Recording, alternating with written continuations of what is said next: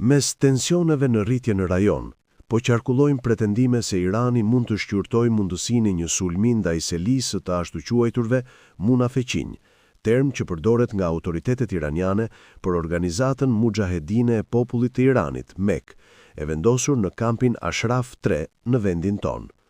Shërbimi për shtypi Korpusi i Gardës Revolucionare Islamike, IRGC, deklaroi në Telegram se veprimet e mundshme lidhen me një strukturë që Teherani e konsideron të përfshirë në aktivitete armiqësore. Sipas mediave të huaja, duke ju referuar sulmeve të fundit të Iranit ndaj objektivave në Qipro, Teherani nuk po e kufizon më veprimtarinë e tij në një hapësirë të caktuar gjeografike, kur bëhet fjalë për kundërshtarët, duke sinjalizuar një zgjerim të kapaciteteve operacionale përtej rajonit. Çfarë është Organizata Mujahedine e Iranit? Një kompleks i fortifikuar në fshatin Manz, pranë Tiranës, shërben si shtëpi për rreth 3000 anëtar të Organizatës Mujahedine e popullit të Iranit, e njohur edhe si Mujahedin e Khalq, MEK, e vendosur në kampin Ashraf 3 në vendin ton. Lëvizja opozitare ka selin në Shqipëri që prej vitit 2013, kur qeveria jon pranoi strehimin e anëtarëve të saj me kërkesë të Shteteve të Bashkuara dhe Kombeve të Bashkuara. Zhvendosja erdhi pas viteve pasiguri në Irak, ku grupi kishte qenë i vendosur më parë. E themeluar në vitin 1965, MEK-u shfaq si një lëvizje islamike me prirje socialiste kundër sundimit të shahut Muhammed Reza Pahlavi. Gjatë viteve 1970, ajo kreu sulme të armatosura kundër monarkisë dhe shënjestroi gjithashtu interesa amerikane në Iran.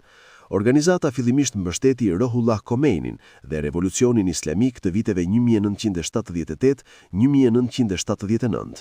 Megjithatë, marrëdhëniet me udhëheqjen e re klerikale u përkeqësuan shpejt. Grupi u ndalua, shumë anëtar u arrestuan ose u detyruan të largoheshin nga vendi, ndërsa organizata vazhdoi aktivitet opozitar nga mërgimi.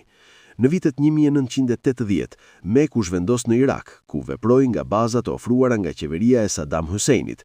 Nga territori irakian, organizata ndërmori operacione ushtarake kundër Iranit gjatë luftës Iran-Irak, një veprim që mbetet thellësisht i debatueshëm mes shumë iranianëve dhe ka ngjitur pakënaqësi të fortë ndaj saj. Shtetet e Bashkuara e shpallën MEK-un organizatë terroriste në vitin 1997 për shkak të përfshirjes së saj në akte të vunës në të kaluarën. Megjithatë, pas një fushate të gjatë ligjore dhe politike, Departamenti Amerikan i Shtetit e hoqi grupin nga lista e organizatave terroriste në vitin 2012, duke argumentuar se kishte hequr dorë nga vuna dhe kishte bashkëpunuar në mbylljen e kampeve para-ushtarake në Irak. MEK riktheu vëmendjen ndërkombëtare në vitin 2002, kur bëri të publike ekzistencën e një impjanti të padeklaruar për pasurimin e uraniumit në Iran, nxitur kontroll më të rrepët ndërkombëtar për programin bërthamor të Teheranit. Pas rrëzimit të Saddam Husseinit në vitin 2003, pozicioni i grupit në Irak u bë gjithnjë më i pasigurt, nën presionin e autoriteteve irakiane dhe duke pasur parasysh shqetësimet për sigurinë, anëtarët e tij u transferuan gradualisht jashtë vendit, proces që kulmoi me zhvendosjen përfundimtare në vendin ton.